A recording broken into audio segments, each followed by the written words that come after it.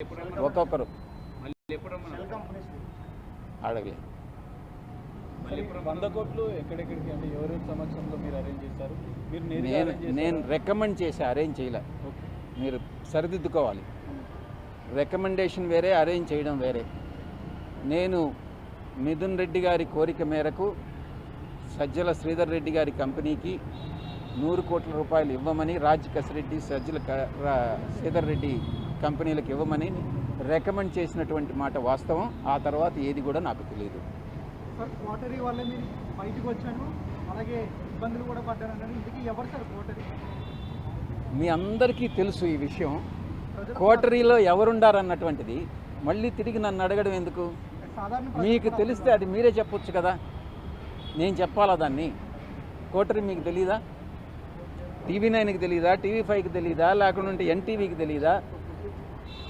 ఇలాంటి మహా టీవీకి తెలీదా? ప్రతి ఒక్కరికి తెలుసు కోటరీ ఎవరనేటటువంటిది. ఆ పందికొక్కులు ఎవరనేటటువంటిది మీ అందరికీ కూడా తెలుసు. అది నా నోటి గుండా చెప్పాల్సినటువంటి అవసరం లేదు అని నేను. లిక్కర్ స్కామ్కి సంబంధించి మీతో వీళ్ళంతా కూడా మిగతా వాళ్ళు సమావేశాలు తరచూ జరిపారంట, అది కూడా అడిగారు.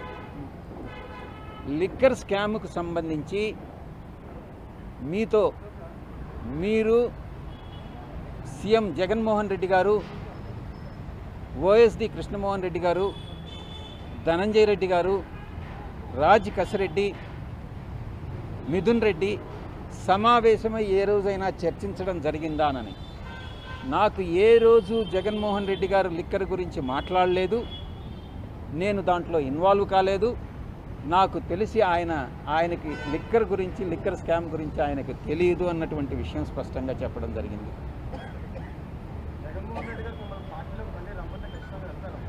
మీకేమన్నా చెప్పి పంపించారా? అటువంటి ప్రపోజల్ ఏదన్నా ఉంటే వచ్చిన తర్వాత ఆలోచించాలి, కానీ దాని గురించి ఇప్పుడు ఆలోచించడం దేనికి?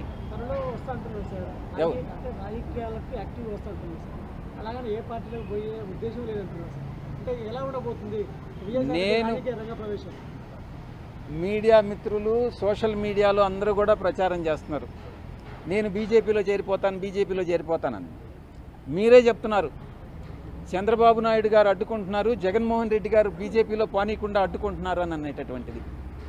దీంట్లో ఏది యథార్థం, ఏది యథార్థం కాదు? నేను బీజేపీలో చేరాలనుకుంటున్నానా, చంద్రబాబు గారు అడ్డుకున్నారా, లేకుంటే జగన్మోహన్ రెడ్డి గారు అడ్డుకున్నారా అన్నటువంటి విషయం నాకైతే తెలియదు. నాకైతే బీజేపీ నాయకత్వం ఏ రోజు నేను చేరతానని నేను అడగలేదు, వాళ్ళు చేరొద్దు అని నాకు చెప్పలేదు. నేను 1 సంవత్సర కాలం దూరంగా ఉండదలుచుకున్నాను.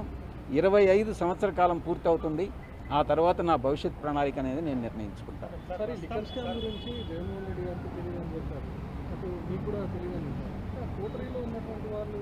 నేను ఫస్ట్ మీటింగ్లో మీడియా మిత్రులకే చెప్పా, కర్త కర్మ క్రియ రాజ్ కసిరెడ్డి అని.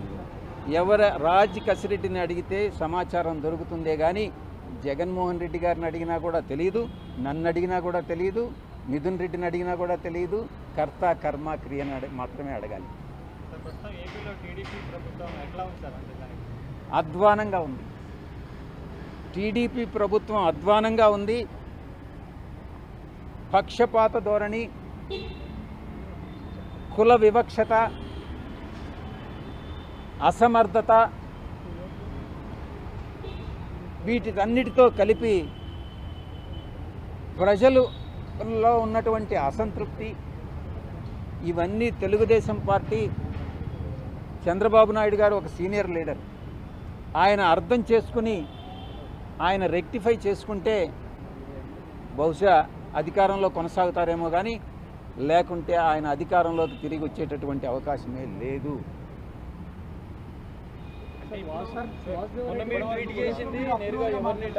నేను ఒకటే చెప్తా ఉండా, ఎవరైతే తెలుగుదేశం పార్టీకి వ్యతిరేకంగా మాట్లాడతారో ఆ వ్యతిరేకంగా మాట్లాడినప్పుడు వైఎస్ఆర్సీపీ వాళ్ళు చప్పట్లు కొడతారు. వైఎస్ఆర్సీపీని వ్యతిరేకంగా మాట్లాడినప్పుడు తెలుగుదేశం వాళ్ళు చప్పట్లు కొడతారు. నాకు ఏ చప్పట్లు వద్దు.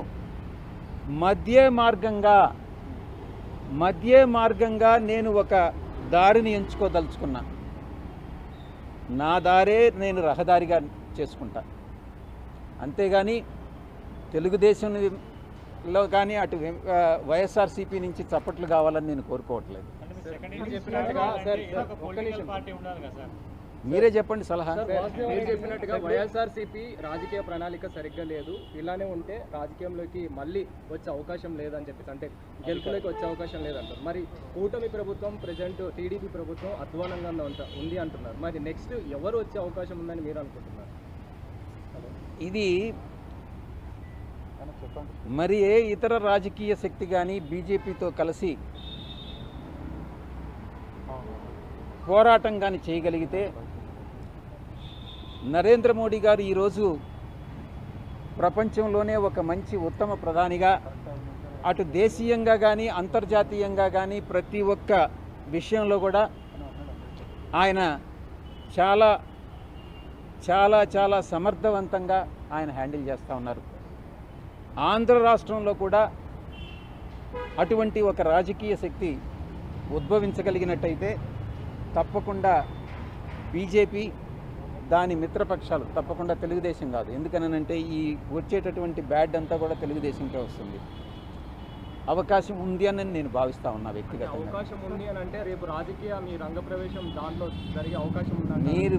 మీరు ఇన్ఫరెన్స్ డ్రా చేసుకుంటే నేనేం చేయగలను? నేను ఈ మాట చెప్తా ఉంటే ఆ మహాతల్లి నవ్వుతా ఉంది. ఏమ్మా నవ్వుతా ఉండవు, నేను చూస్తా ఉంటాను. ప్రధాని మోడీని ఆయన అభినందిస్తూ మాట్లాడుతున్నారు, పొగుడుతూ మాట్లాడుతున్నారు, అంటే మంచి ప్రధాని అని చెప్పేసి కూడా పాజిటివ్గా మాట్లాడుతున్నారు. నేనే కాదు దేశంలో చాలా మెజారిటీ ప్రజలందరూ కూడా మోడీ గారు, ప్రధాని మోడీ గారిని అభినందిస్తూ ఉన్నారు. ఆహ్వానిస్తే వెళ్తారా దాన్ని? ఇప్పుడు ఏదో ఊహించుకోవడం ఎందుకు, ఒక హైపోథెటికల్గా ఏదైనా వచ్చినప్పుడు చూద్దాం. చంద్రబాబు గారు మీరు అనుకున్నట్టుగా జగన్మోహన్ రెడ్డి గారు ఆహ్వానిస్తారా, చంద్రబాబు గారు ఆహ్వానిస్తారా, పవన్ కళ్యాణ్ గారు ఆహ్వానిస్తారా, లేకుంటే బీజేపీ ఆహ్వానిస్తుందా, లేకుంటే కాంగ్రెస్ పార్టీ ఆహ్వానిస్తుందా, లేకుంటే కమ్యూనిస్టులు ఆహ్వానిస్తారా? వెయిట్ చేసి చూద్దాం, తొందర ఎందుకు?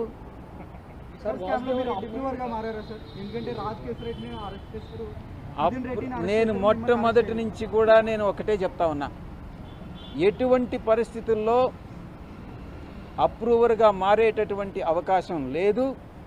అది నా ప్రాణంలో, నా దేహంలో ప్రాణం ఉండగా జరగదు. నేను అప్రూవర్గా మారను.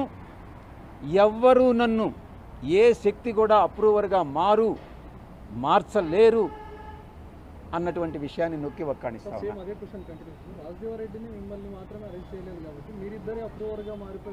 44 మంది అక్యూజ్డ్లో ఎంతమంది అరెస్ట్ అయ్యారు?